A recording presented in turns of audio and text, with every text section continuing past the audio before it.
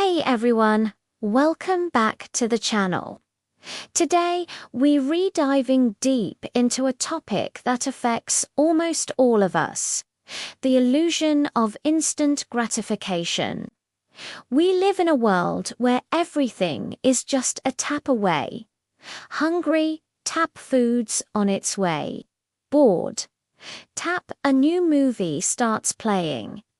Need a ride, tap a car is at your door. It feels like magic, right? But what's the real cost of this on-demand lifestyle? Is it actually making our lives better, or are we falling into a cleverly designed trap? Let's start with the most obvious cost, the financial one. I call it the tap-to-order trap. Think about it. How many subscriptions are currently active on your credit card? Streaming services, music apps, meal kits, software, maybe even a fancy coffee subscription. Each one seems small, just a few dollars here and there. But when you add them all up, it's a significant chunk of your monthly budget. This is what we call subscription fatigue. Companies know that once you're signed up, you're likely to forget about it, and the small, recurring charges just blend into the background. But it's not just subscriptions, it's the microtransactions too. That extra life in a game, the premium filter on a photo app, the priority delivery for your takeout. Each tap feels insignificant, a tiny little splurge. Yet these tiny splurges accumulate, slowly but surely eroding your wallet. It's like death by 1,000 cuts for your bank account.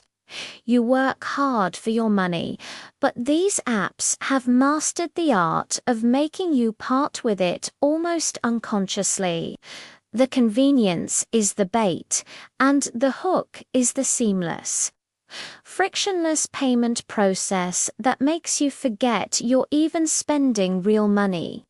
Before you know it, you're wondering where half your paycheck went. Now, let's talk about something even more precious than money: time. The big promise of all these convenience apps is that they save you time. And in some ways, they do.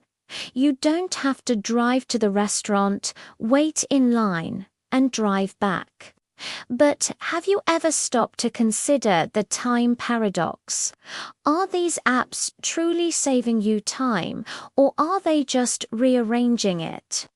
Think about the time you spend just deciding. You open a food delivery app, and suddenly you're faced with hundreds of options. You scroll. You read reviews, you compare menus, you debate with your partner or friends. 20, 30, even 40 minutes can fly by before you've even placed an order. That's time you could have spent cooking a simple meal or, actually talking to the people you're with. Then there's the time spent managing all these services. Tracking deliveries, dealing with customer service when an order is wrong, updating payment information, and trying to remember which streaming service has that one show you want to watch. We've replaced the time spent on physical errands with time spent on digital ones. We're not necessarily gaining free time. We're just shifting our chores from the real world to the virtual one. It's a sleight of hand. The app saves you 30 minutes of driving, but you spend 45 minutes scrolling and managing the process. Have you really come out ahead? This leads me to the biggest and perhaps most insidious cost of all, the mental cost. This constant connectivity and on-demand everything is creating a state of digital overwhelm. Our brains are not designed for this level of constant stimulation and decision. Every notification, every new option, every tap to get possibility is a small drain on our mental energy. The expectation of immediacy is rewiring our brains. We're losing the ability to wait, to be patient. When we can get a movie, a meal, or a date in minutes, waiting for anything in the real world, like a delayed bus, a slow brewing coffee, or a long-term project to come to fruition, can feel agonizing. This erodes our resilience and our ability to delay gratification, a key skill for achieving any meaningful long-term goal. Think about learning an instrument, getting in shape, or building a career. None of these things happen instantly. They require patience, persistence, and the ability to work towards a distant reward. Our on-demand world is actively training us out of these essential virtues. Moreover, this constant access means we never truly disconnect. Our phones have become a remote control for the world, and we feel a compulsion to keep it in our hands. We're checking for delivery updates during family dinners, scrolling through options while we're supposed to be working, and replying to messages when we should be sleeping. We're never truly present in the moment because a part of our brain is always occupied by the next possible tap. This digital overwhelm leads to anxiety, burnout, and a feeling of being constantly on. It's exhausting. We sought convenience to make life easier, but we've inadvertently made our mental lives much, much harder. So, what can we do? I am not suggesting we all go live in a cabin in the woods and churn our own butter. These tools can be genuinely useful.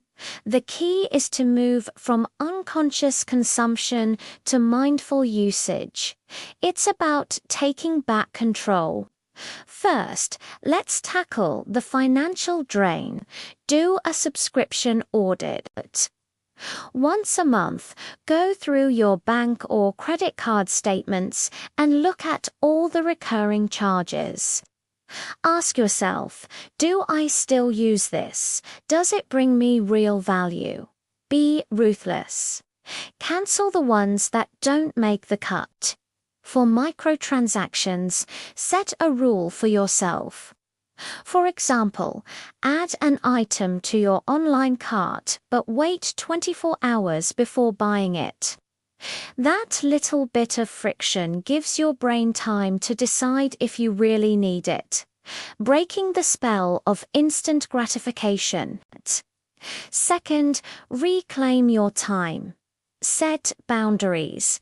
Instead of endlessly scrolling for dinner, give yourself a 10-minute timer to decide. Or even better, try decision theming. Monday is for Italian, Tuesday is for Mexican.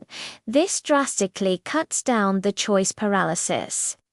Schedule no-app blocks into your day, times when you put your phone away and engage with the real world. Cook a meal from scratch, read a physical book, go for a walk without your phone. Rediscover the joy of activities that don't offer an instant reward. Finally, and most importantly, protect your mental space. Turn off non-essential notifications. Every buzz and ding is an interruption that pulls you out of the present moment. You control your phone. It doesn't control you. Practice patience. Intentionally choose the slower options sometimes. Take the stairs instead of the elevator. Brew your coffee instead of getting it instantly. These small acts of deliberate patience are like exercise for your brain, rebuilding that muscle that the on-demand world has allowed to atrophy. The illusion of instant gratification is powerful. It promises an easier, faster, better life. But the reality is often a life that's more expensive, more frantic, and more mentally draining. By becoming more aware of the true costs, we can start to make conscious choices. We can use these amazing tools to our advantage, without letting them take control of our wallets, our time, and our peace of mind. It's about finding that balance between convenience and consciousness. What are your experiences with this? Have you ever felt the effects of subscription fatigue or digital overwhelm? Let me know in the comments below. I'd love to hear your thoughts and strategies. Thanks so much for watching.